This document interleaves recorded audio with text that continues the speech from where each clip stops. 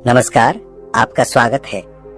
दर्शकों, गरुड़ पुराण के धर्मकांड के प्रेत कल्प में मृत व्यक्ति की ऐसी 3 वस्तुओं के विषय में वर्णन किया गया है जिनका उपयोग कभी नहीं करना चाहिए, अन्यथा भयंकर यातनाएं सहन करनी पड़ती हैं और अनेक प्रकार की हानि होती है। इसलिए प्रत्येक बुद्धिमान व्यक्ति को इन वस्तुओं के विषय में अवश्य जान लेना चाहिए। श्री कृष्ण ने गरुड़ जी को अत्यंत ज्ञानवर्धक जानकारी दी है।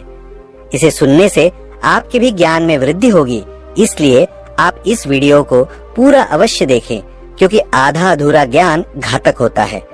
तो चलिए शुरू करते हैं। दोस्तों, एक बार गरुड़ जी, जो भगवान विष्णु के वाहन हैं, वे अपने मन में शंका लेकर भगवान श्री कृष्ण के पास द्वारका में आते हैं। अपने प्रिय वाहन गरुड़ को देखकर भगवान श्री कृष्ण प्रसन्न होकर उनका स्वागत करते हैं और कहते हैं, हे गरुड़, द्वारका में तुम्हारा स्वागत है। तुम्हारे आने से मुझे बड़ी प्रसन्नता हुई है। निस्संदेह तुम्हारे आने का कोई विशेष कारण होगा। बताओ, किस प्रयोजन से तुम यहाँ पधारे हो?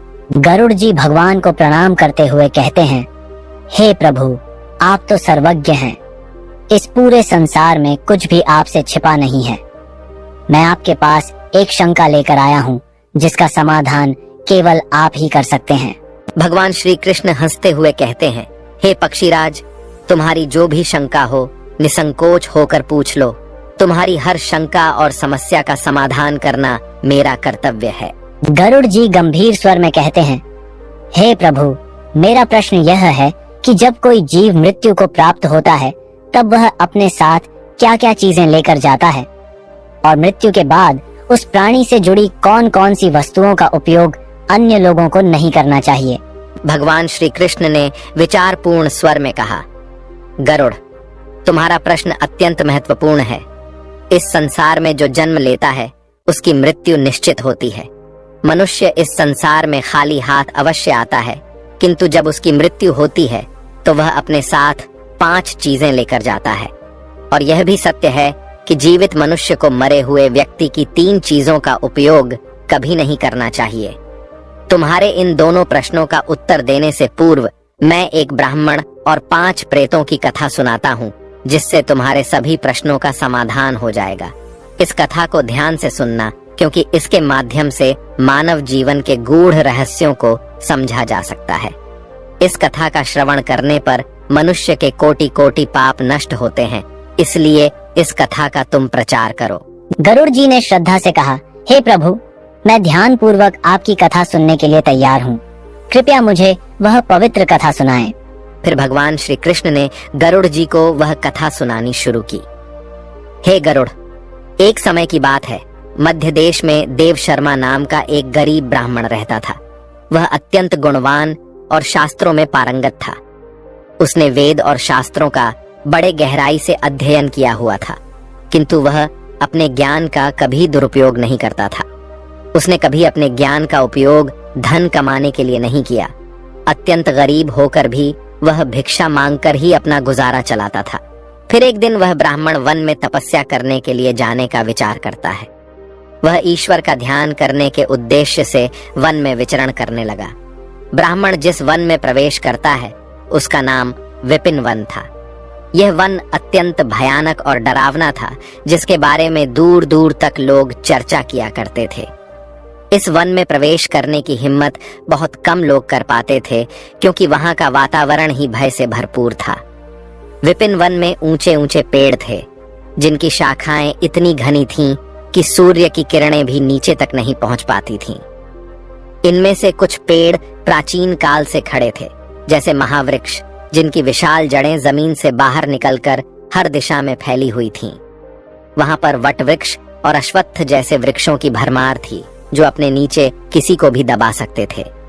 इस भयंकर वन में मांडव और शमी जैसे पेड़ भी थे, जिनके पास से गुजरते हुए लोगों के रोंगटे खड़े हो जाते थे। इन वृक्षों की शाखाएं मुड़ी तुड़ी और विकृत थीं, और उन पर अक्सर अजीब से जीव लटके रहते थे। वहां उगने वाले पौधे भी डरावने थे। विषकांता और मंजिष्ठा जैसे जहरीले बेलों ने पूरे वन को अपने शिकंजे में लिया हुआ था। जंगल में हर तरफ कंटीली झाड़ियां उगी हुई थीं, जो घुसने वालों को चोट पहुंचाने के लिए तैयार रहती थीं। इस वन में विचरण करने वाले पशु पक्षी भी साधारण नहीं थे। यहाँ काले पंखों वाले उल्लू दिन में भी विचरण करते थे, जिनकी भयानक आवाजें हवा में गूंजती थीं। जंगली भेड़िए अपने शिकार की तलाश में हमेशा घूमते रहते थे और उनकी आंखें अंधकार में चमकती थीं। काले धब्बों वाले तेंदुए और हिंसक भालू भी यहाँ आम थे। पक्षियों में शकुनी नामक गिद्ध और काली मैना पेड़ों पर बैठे दूर से आए लोगों को आतंकित करते थे। विपिन वन का सारा वातावरण ही अत्यंत रहस्यमय और डरावना था, जहां हर कदम पर मृत्यु का भय मंडराता रहता था। और चलते चलते वह एक अत्यंत प्राचीन वृक्ष के पास पहुंच जाता है। वह देखता है कि उस वृक्ष के नीचे 5 पिशाच खड़े हुए हैं। वे सभी पिशाच उस जंगल से गुजरने वाले मनुष्यों का भक्षण करते थे। कोई भी मनुष्य उस मार्ग से जाता तो वे उसे पकड़कर खा लिया करते थे। पिशाच होने के कारण उनके अंदर धर्म का कोई अंश नहीं था। वे अत्यंत पापी और दुराचारी थे। वे किसी पर भी कभी दया नहीं करते थे। जब वह ब्राह्मण उस वृक्ष के पास आता है तो वे पिशाच एक दूसरे से कहने लगते हैं, अरे वाह, देखो भाई, हमारे लिए आज ताजा ताजा भोजन आ रहा है। सबसे पहले मैं ही इस ब्राह्मण को खाऊंगा। इसका मांस तो कितना स्वादिष्ट होगा। यह ब्राह्मण केवल सात्विक भोजन ग्रहण करता होगा, इसलिए इसके शरीर में किसी भी प्रकार के रोग नहीं होंगे, कोई कीड़े और कृमि भी नहीं होंगे। इसका मांस खाने में बड़ा आनंद आएगा। हाँ हाँ हाँ हाँ। दूसरा पिशाच कहता है, इस ब्राह्मण का भक्षण तो मैं ही करूंगा। आज कई दिनों के पश्चात शिकार हाथ लगा है। इस प्रकार से वे पिशाच उस ब्राह्मण को खाने के लिए आगे आते हैं। लेकिन जब वह ब्राह्मण उन पिशाचों को देखता है तो वह बिल्कुल भी भयभीत नहीं होता है। वह ब्राह्मण भगवान विष्णु का परम भक्त था और वह हर समय श्री हरि का नाम जपता रहता था, इसलिए उसे किसी से भी कोई भय नहीं लगता था। उन पिशाचों को देखकर भी ब्राह्मण भयभीत नहीं हुआ और उन पिशाचों की ओर देखते हुए उन्हें प्रणाम करने लगता है और कहता है, हे पिशाचों, तुम्हें नमस्कार है। उस ब्राह्मण का ऐसा विचित्र व्यवहार देखकर पिशाच हैरान हो जाते हैं। विष्णु भक्त ब्राह्मण के सानिध्य से उनके अंदर से हिंसा का भाव नष्ट हो जाता है और वे आश्चर्यचकित होकर उस ब्राह्मण की ओर देखते हैं और उस ब्राह्मण से कहने लगते हैं, हे महात्मा, आप कौन हैं और इस वन में अकेले क्यों भटक रहे हैं? हम पिशाचों को देखकर भी आपको जरा सा भी भय नहीं लगा।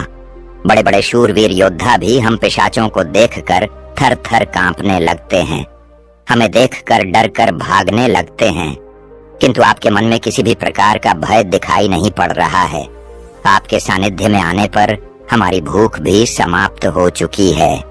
हम तो आपको भोजन समझकर प्रसन्न हो रहे थे और आपको खाने वाले थे। फिर वह ब्राह्मण कहता है, हे पिशाचों, मुझे आपसे बिल्कुल भी भय नहीं लग रहा है, क्योंकि मैं जानता हूं कि भगवान हमेशा मेरे साथ हैं और उनकी इच्छा के बिना तो पेड़ का पत्ता तक नहीं हिलता। यदि मेरी मृत्यु आप पिशाचों के द्वारा ही होनी है तो मुझे यह भी स्वीकार है। प्रभु ने मेरे भाग्य में जो भी लिख दिया है मुझे वह मंजूर है। यदि मुझे खाने से आपकी तृप्ति होती है तो मैं इसे मेरा सौभाग्य समझूंगा। इस संसार के प्रत्येक प्राणी को सुख प्रदान करना, उनकी तृप्ति करना ही प्रत्येक मनुष्य का कर्तव्य है। पिशाच भी ईश्वर द्वारा ही बनाए हुए हैं, इसलिए मैं आपकी निंदा भला कैसे कर सकता हूँ। ब्राह्मण के ऐसे वचन सुनकर वे सभी पिशाच आश्चर्यचकित हो जाते हैं और उस ब्राह्मण से कहने लगते हैं, हे ब्राह्मण देवता, आपके वचन अत्यंत सुंदर हैं, जिन्हें सुनकर ही हमारी तृप्ति हुई है। हम आपका भक्षण नहीं करेंगे। कृपया आप हमें बताइए कि आप कौन हैं और किस कारण से आप इस वन में भटक रहे हैं। वह ब्राह्मण कहता है, हे पिशाचों, मेरा नाम देव शर्मा है और मैं प्रभु की भक्ति करने के लिए इस वन में उचित स्थान खोज रहा था, किंतु आपको देखकर लगता है कि आप बहुत कष्ट में हैं। मुझे बताइए कि किस कारण से आपको पिशाच बनना पड़ा। यदि मैं आपकी कोई सहायता कर सकता हूँ तो आप अवश्य कहें। मैं अपने सामर्थ्य के अनुसार आपकी जो भी हो सके मदद अवश्य करूंगा। ब्राह्मण की बातें सुनकर सभी पिशाच सुन्न हो जाते हैं और कहने लगते हैं, हे द्विज श्रेष्ठ, आपको बार बार प्रणाम है। हम सभी पिशाच हमारे पाप कर्मों के कारण ही बने हैं। हमने हमारे पितरों का अपमान किया है, इसी कारण से हमें यह पिशाच योनि प्राप्त हुई है। न जाने कब हमें इस पिशाच के शरीर से छुटकारा मिलेगा। हमने मनुष्य रहते हुए भी बहुत पाप किए थे और पिशाच बनकर तो हमने अनगिनत पाप किए हैं। कितने ही निर्दोष मनुष्यों और प्राणियों को हमने मारकर खाया है। इसीलिए हमें ऐसा लगता है कि हमें कभी पिशाच योनि से मुक्ति नहीं मिलेगी। फिर ब्राह्मण कहता है, हे पिशाचों, मैं आपकी व्यथा को समझता हूँ। कृपया आप मुझे बताइए, मैं किस प्रकार से आपको मुक्ति दिला सकता हूँ। मैं मध्य देश में रहने वाला देव शर्मा ब्राह्मण हूँ। मैंने अनेक तप, व्रत और उपवास किए हैं। इसलिए आपकी मुक्ति के लिए भी यदि कोई व्रत उपवास हो तो मुझे बताइए, वह मैं अवश्य करने का प्रयास करूंगा। ब्राह्मण की बात सुनकर उन पिशाचों को समझ में आ जाता है कि यह ब्राह्मण तो उनका ही पुत्र है। वे पिशाच उस ब्राह्मण के दादा परदादा हैं जो पाप करने के कारण पिशाच बने हुए हैं। श्री कृष्ण कहते हैं, हे गरुड़, इस प्रकार से उन पिशाचों को यह झात हो जाता है कि वह ब्राह्मण उनका ही वंशज है। फिर वे सभी पिशाच अपने अपने पाप कर्मों के विषय में बताने लगते हैं। पहला पिशाच, जिसका नाम उच्चिष्ट था, वह आगे बढ़ा। उसका शरीर मांस और खून से सना हुआ था और उसकी आंखों में अधर्म की अग्नि जल रही थी। उसने कांपते हुए ब्राह्मण से कहा, मेरा नाम उच्चिष्ट इसलिए पड़ा क्योंकि मैं हमेशा दूसरों का बचा हुआ और जूठन खाया करता था। मैं पिछले जन्म में बृहस्पति था और तुम्हारा 5 पीढ़ी पहले का पूर्वज था। एक समय में मैं बहुत विद्वान और आदरणीय ब्राह्मण था। मैंने यज्ञ और अनुष्ठान किए, लेकिन धीरे धीरे मेरी लालसा बढ़ गई। मुझे लोगों द्वारा छोड़ा हुआ भोजन खाने की आदत पड़ गई। दूसरों के झूठे भोजन में मुझे स्वाद आने लगा। मैंने यह जानने के बावजूद कि यह अधर्म है, झूठे भोजन का आदान प्रदान शुरू कर दिया। एक दिन जब मैंने एक पवित्र यज्ञ के बाद बचा हुआ उचिष्ट भोजन खा लिया, उसी भोजन से मेरे शरीर में विष निर्माण हुआ और उसी क्षण मेरी मृत्यु हो गई। अब मैं पिशाच बनकर उचिष्ट भोजन करता हूँ और यही मेरा श्राप है। दूसरा पिशाच, जिसका नाम नग्न अंग था, वह आगे आया। उसका पूरा शरीर नग्न था और उसकी हड्डियां दिख रही थीं। उसने ब्राह्मण की ओर देखकर कहा, मेरा नाम नग्न अंग इसलिए पड़ा क्योंकि मैं हमेशा निर्वस्त्र रहकर स्नान करता था। पूर्व जन्म में मेरा नाम शरद चंद्र था और मैं तुम्हारा 6ठी पीढ़ी का पूर्वज था। मैं एक ब्राह्मण कुल में जन्मा था और मेरे पास ज्ञान और तप की शक्ति थी, लेकिन मैं अपने शरीर का घमंड करने लगा। मुझे स्नान करते समय नग्न रहने में आनंद आता था और मैंने समाज के नियमों का अपमान किया। मैं इसे स्वाभाविक मानता था, परंतु यह अधर्म था। एक दिन जब मैं नगर के तालाब में नग्न होकर स्नान कर रहा था, तभी जल देवता ने मुझे श्राप दिया कि मैं अपने घमंड के कारण पिशाच योनि को प्राप्त करूंगा। मेरी मृत्यु भी उसी तालाब में डूबने से हुई। अब मैं पिशाच हूँ और मेरा शरीर हमेशा नग्न रहेगा, जैसे मैंने अपने ब्राह्मण धर्म का अपमान किया था।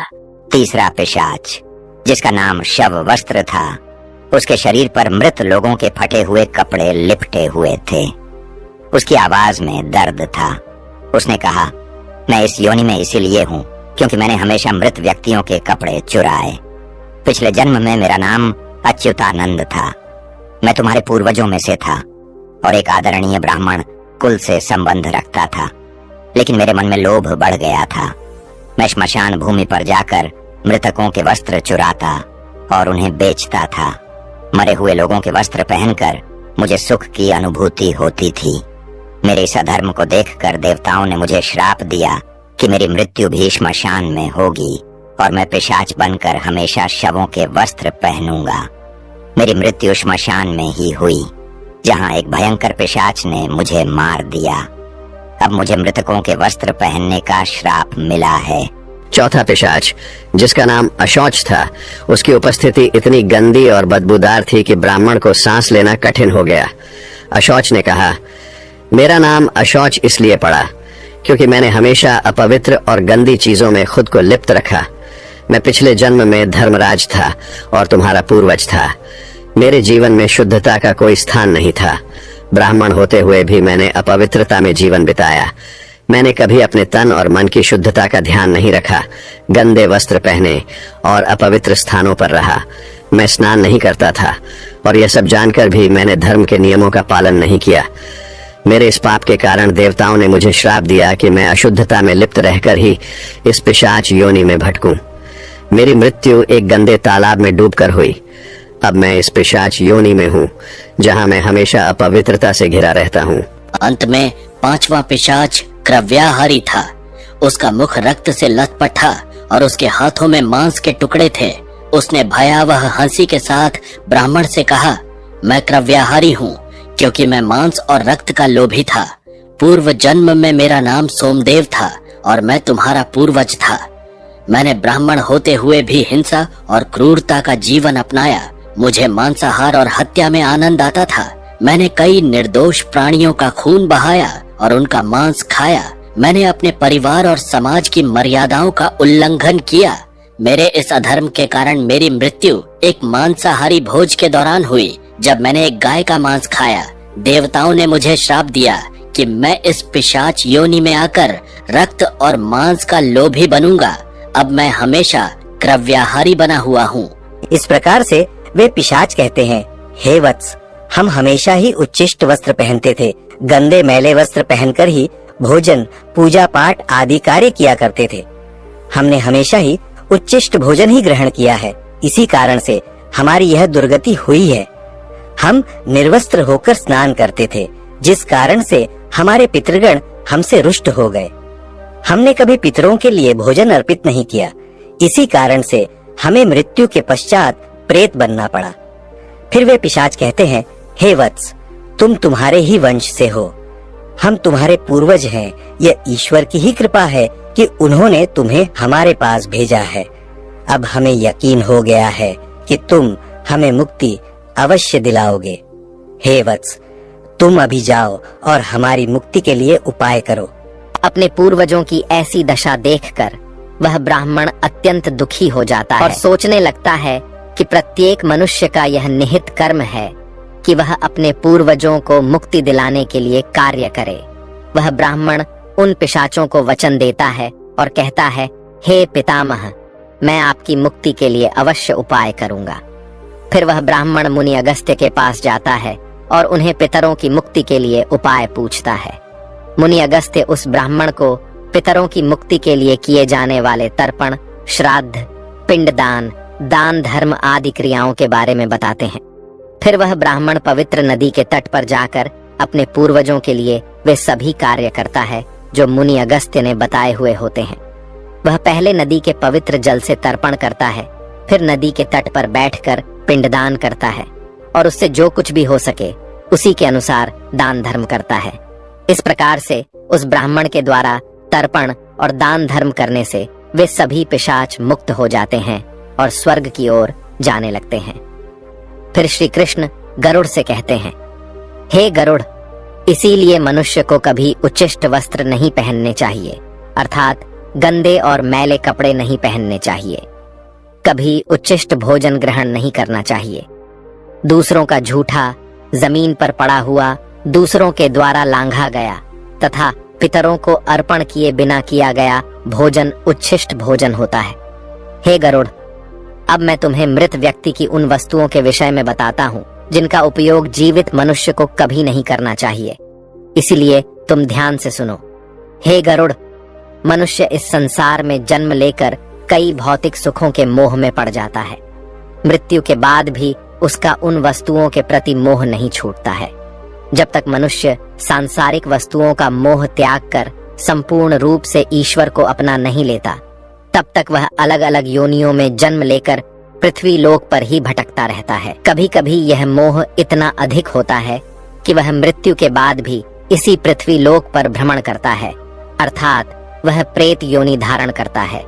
यदि किसी मनुष्य की अकाल मृत्यु हो जाती है तो वह भी प्रेत योनि में चला जाता है और प्रेत बनकर वह अपने ही परिवार के लोगों को दुख देने लगता है।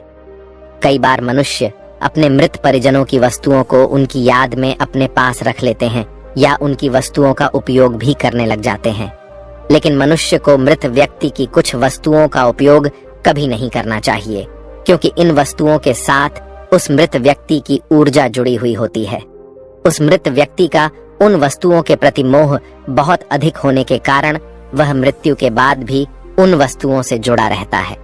और यदि कोई इन वस्तुओं का प्रयोग करता है तो उसे कई परेशानियों का सामना करना पड़ता है। वह मृतात्मा उसे कई प्रकार से कष्ट देने लगती है। इसलिए किसी भी मनुष्य को मरे हुए व्यक्ति की चीजों का इस्तेमाल कभी नहीं करना चाहिए।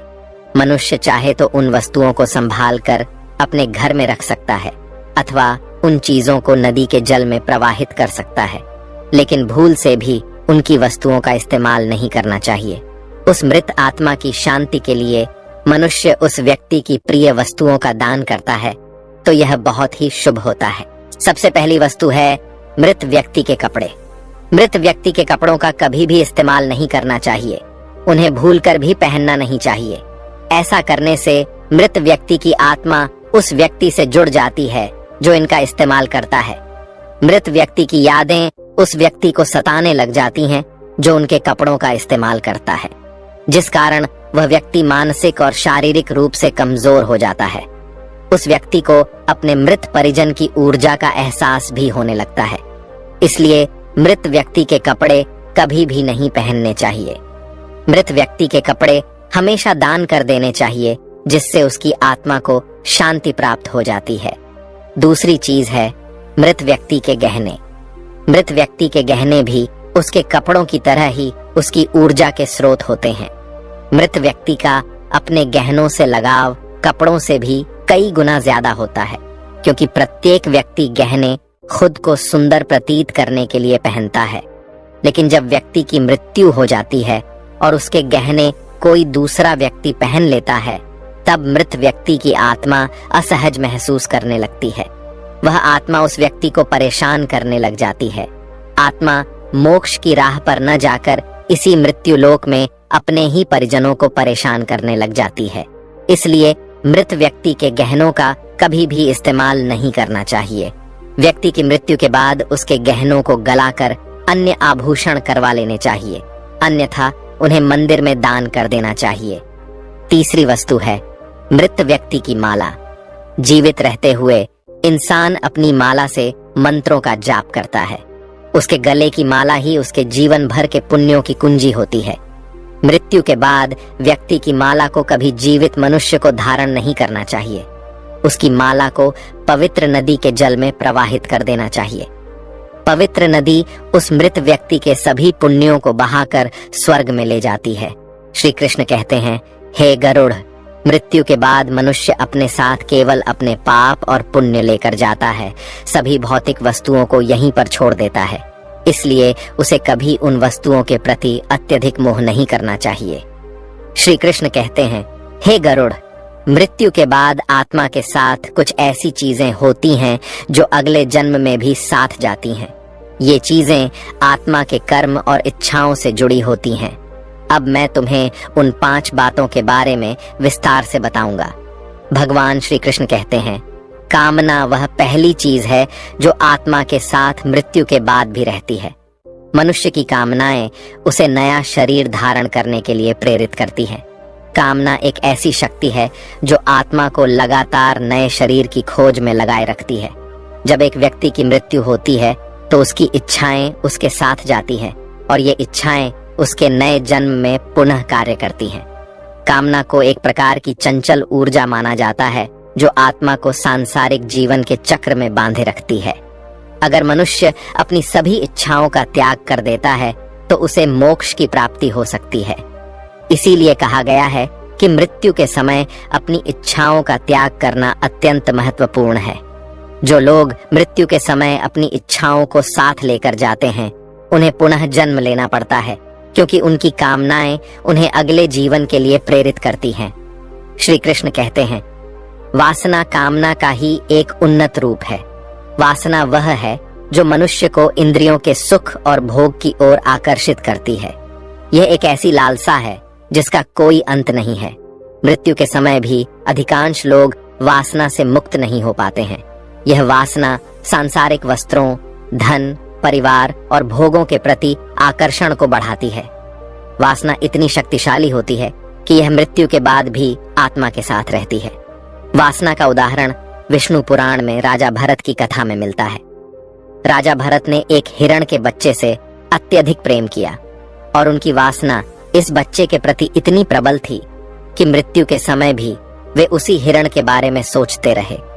परिणाम स्वरूप उन्हें अगले जन्म में हिरण की योनि प्राप्त हुई। ये दिखाता है कि वासना आत्मा को बंधनों में बांधे रखती है। मन की शांति और ज्ञान से ही वासना से मुक्ति मिल सकती है। श्री कृष्ण आगे कहते हैं, कर्म मनुष्य की सबसे महत्वपूर्ण धरोहर है जो उसके साथ मृत्यु के बाद भी जाती है। मनुष्य जीवन में जो भी कार्य करता है, अच्छे या बुरे, वे कर्म उसके अगले जन्म में फल देते हैं। मृत्यु के समय आत्मा द्वारा किए गए सारे कर्मों का लेखा जोखा होता है। अगर किसी व्यक्ति ने अच्छे कर्म किए हैं तो उसे परलोक में सुख और शांति मिलती है और अगले जन्म में भी उसे समृद्धि प्राप्त होती है। वहीं अगर उसने बुरे कर्म किए हैं तो उसे नरक या दुखदायी जीवन की प्राप्ति होती है। यही कारण है कि हमारे धर्मशास्त्रों में कर्म को अत्यधिक महत्व दिया गया है। कर्म की गति इतनी अद्भुत होती है कि यह 7 जन्मों तक आत्मा का पीछा करती है। इसलिए मनुष्य को सदैव पुण्य कर्म करने का प्रयास करना चाहिए। भगवान श्री कृष्ण चौथी चीज के रूप में कर्ज का उल्लेख करते हैं। वे कहते हैं, कर्ज एक ऐसी वस्तु है जो मृत्यु के बाद भी आत्मा का पीछा करती है। यदि कोई व्यक्ति जीवन में किसी से आड़ लेता है और उसे चुकाए बिना मर जाता है तो वह कर्ज अगले जन्म में भी उसके साथ रहता है। कर्ज आत्मा पर एक प्रकार का बंधन बनाता है और जब तक यह चुकाया नहीं जाता, आत्मा इससे मुक्त नहीं हो सकती। मृत्यु के बाद उस आत्मा को परलोक में कर्ज चुकाने के लिए भी दंड दिया जा सकता है। पुनर्जन्म में कर्ज के कारण व्यक्ति को शारीरिक या मानसिक कष्ट झेलना पड़ सकता है। इसीलिए धर्मशास्त्रों में कहा गया है कि जीवन में लिए गए सभी आरणों को चुकाकर ही मृत्यु की ओर बढ़ना चाहिए, ताकि आत्मा अगले जन्म में इस बोझ से मुक्त हो सके। अंत में भगवान श्री कृष्ण गरुड़ जी को भक्ति का महत्व बताते हैं। वे कहते हैं, भक्ति वह पवित्र मार्ग है जो आत्मा को ईश्वर से जोड़ता है। जो व्यक्ति सच्चे मन से भगवान की आराधना करता है, उसकी आत्मा मृत्यु के बाद भी उस भक्ति का फल प्राप्त करती है। भक्ति ही वह शक्ति है जो आत्मा को जन्म मरण के चक्र से मुक्त कर सकती है और उसे मोक्ष की प्राप्ति दिला सकती है।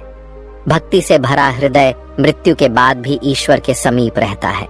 यही कारण है कि भक्ति को जीवन का सबसे पवित्र साधन माना गया है।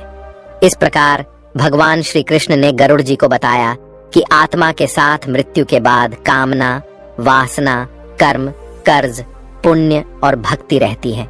ये चीजें आत्मा को जीवन के चक्र में बांधे रखती हैं या मोक्ष की ओर ले जाती हैं। तो दोस्तों, इस प्रकार से श्री कृष्ण ने गरुड़ जी को अत्यंत महत्वपूर्ण ज्ञान दिया है। उम्मीद है आपको यह जानकारी अच्छी लगी होगी। वीडियो को लाइक अवश्य करें और कमेंट में जय श्री कृष्ण अवश्य लिखें।